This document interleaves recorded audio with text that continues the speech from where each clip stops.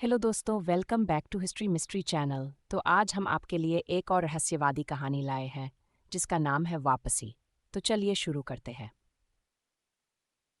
रहस्यमयी चिट्ठी। सर्दियों की एक धुंधली सुबह रोहित को अपने पुराने पुश्तैनी घर से एक चिट्ठी मिली। वह दिल्ली में रहता था और शहर के एक प्रसिद्ध अखबार में पत्रकार था।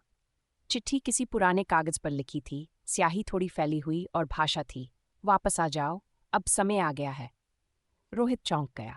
वह घर जिसे उसने 10 साल पहले छोड़ दिया था, एक ऐसा स्थान था जिससे वह बुरी यादें जोड़ता था।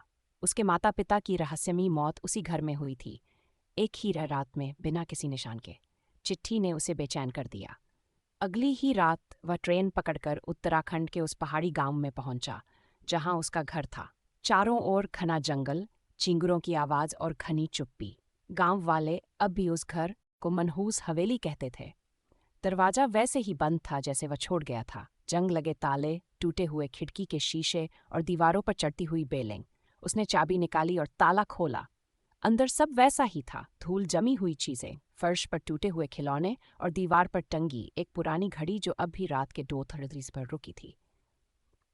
वही समय जब उसके माँ बाप की मौत हुई थी। पहली रात उसने मुश्किल से नींद ली। आधी रात को दरवाजा खुद ब खुद खुला। एक ठंडी हवा कमरे में आई और घड़ी अपने आप चलने लगी। ठीक 2:30 बजे अचानक सीढ़ियों से किसी के उतरने की आवाज आई। कौन है? कोई जवाब नहीं मिला। वह धीरे धीरे सीढ़ियों की ओर बढ़ा। वहां कोई नहीं था, लेकिन फर्श पर गीले पैरों के निशान थे जो सीधा पूजा घर की ओर जाते थे। पूजा घर की दीवार पर किसी ने ताजा खून से लिखा था, तुमने लौटने में देर कर दी। अगली सुबह वह गांव के पुराने पुजारी दीनानाथ जी से मिलने गया। वे अब बहुत बूढ़े हो चुके थे, पर रोहित को पहचान गए। तुम्हारे पिताजी ने एक गलती की थी बेटा। उन्होंने उस जंगल के अंदर एक पुराना तंत्र वाला स्थल खोद दिया था। वहां कुछ ऐसा था जो सो रहा था और उसे जगा दिया गया। क्या? एक तांत्रिक की आत्मा जो उस जमाने में बलि की मांग करता था। तुम्हारे पिता ने उसकी समाधि छेड़ दी थी। उसी रात तुम्हारे माँ बाप मारे गए।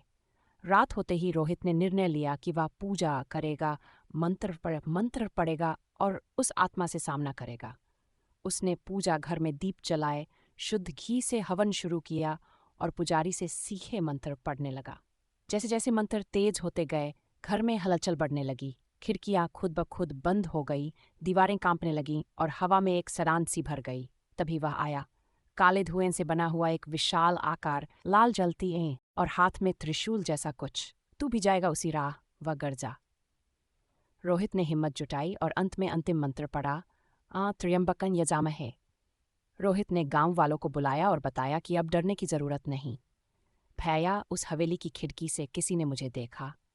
वो बिल्कुल तुम्हारे जैसा था। क्या वह आत्मा सच में गई थी या कोई अब भी वापसी का इंतजार कर रहा है?